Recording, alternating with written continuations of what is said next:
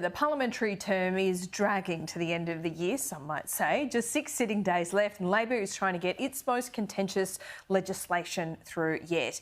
The IR bill. It's an omnibus bill, and as we heard from Senator David Pocock, most of it, about 85 to 90% of it, is fine, with him at least, but there's another remaining 10% or 15% that he's not quite happy with. Joining me live now is independent MP Allegra Spender. She's in the House, of course. Allegra, we know you don't have a casting vote on this particular issue, but it would be raising some concerns within your constituents. What would you like to see happen here?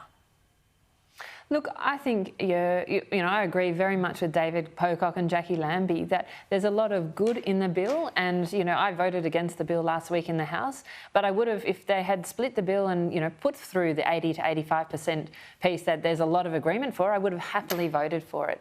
But, I've got 3 real concerns, I think, with the bill. One, it's been rushed, and so it's really badly understood. Secondly, you can force businesses to have to negotiate with lots of other businesses, which could be actually really bad for businesses and really slow down wage increases. And finally, a bunch of really small businesses could be forced to, negotiate with really big businesses. So I think this is a time when the government needs to hold its horses, do what's right in the long term rather than what is right sort of, for political expediency. Yeah, Labor keeps on saying that this is central to their plan to lift wages. They're never really challenged on how that would actually work. Do you have questions about that as well? Look, I absolutely do. And, the government has said, we really care about the care sectors. Well, you look at what happened just a couple of weeks ago. Aged care workers got a 15% pay increase. And, my community is so grateful to the wonderful workers in aged care who look after their families. So, that's widely supported. If we wanted to do the same with childcare, I believe that there would be, again, widespread support to get a big 15% pay increase right now for childcare workers. But I don't see why it's actually good for childcare workers to say, oh no, don't do that on the awards, but tie people up in, what can be really complex negotiations. Could take sort of months, even years to actually come to it. That's not actually going to make a big difference to low pay workers right now, and that's what a lot of people have real concern about. What I find interesting is that we've seen the official wage price index, and have to remind people that government don't actually create jobs, it's the private sector. The private sector has actually seen across the board, I know this is not even, but about a 3.5 to 4% increase on public sector wages. The government's only offering 3%. So how does that make sense?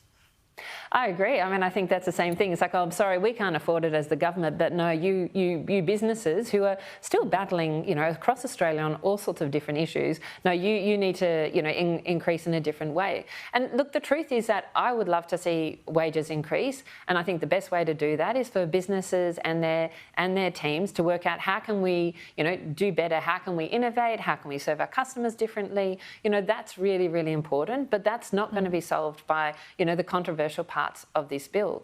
There's a lot, I think, as I said, to be supported in the bill, and particularly around low wage, workers. I think that's really, really important. But I think there's a real concern that, big, small businesses in particular, but also, businesses that are changing and evolving all the time, that this is going to be really, really hard for them to get their heads around while they're still trying to grapple with, COVID and coming out of, a lot of natural disasters around the country as well, that this is a really difficult time for them. Yeah, right now and for the next little while, we're going to be in this pincer movement, a bit of a vice between action on climate change and cheaper energy. Long term, I get that argument that it is going to change, but the government right now needs to do something about the price of gas. What do you think the solution is? Look, I 100% agree, and I think honestly, this is, I've said the government's done a lot of good things, but I think they should have been putting more pressure on the gas companies, from the beginning of their term, because, Australian businesses, Australian households are really, really hurting, and the gas companies, they're not making extra money because they, made good investments. They're making money because there's a war in the Ukraine. At the same time, the sun hasn't got more expensive, the wind hasn't got more expensive. It's fossil fuel prices that have got more expensive, and I think the government needs to hold those companies to account and say either come to the party in terms of price, or we will put the full weight of regulation or a super windfall profits tax on them as well. So you wouldn't mind a super windfall profits tax? What would be the caveats around that? in your mind? Look, I think, the point I think on a super windfall profits tax is exceptional circumstances. And this is about there's a war overseas. And so, I've run businesses, and I believe if you run a business and you make an investment, you should be able to see that return. But if you run a business and there's a war overseas, which makes you suddenly make much, much more money, should you be sharing that with the people whose, resources that you're taking, or should you just say, oh, lucky me? And so I think this is the choice. And, I'd love the gas companies to properly come to the table and not have to put in that sort of windfall profits tax. But if they're not willing to make that, if they're not willing to do the right thing by Australian people, then we should do it, because it just doesn't pass the pub test. People say, well, why should my energy bills be going up like this when it's actually Australian resources, that are allowing you to make that extra money overseas? We'll see where that ends up. Just finally, I know you've got to go, but you've always got an eye to foreign policy. We've seen a speech from Kevin Rudd overnight. He's warned that, raised the spectre of war, quite inflammatory language, and saying things need to be sorted out. Otherwise, we could see war with China in the last 5 years. Now, he was very critical of the opposition, or the now opposition, the then government, a couple of months ago. Is this somewhat hypocritical in your view?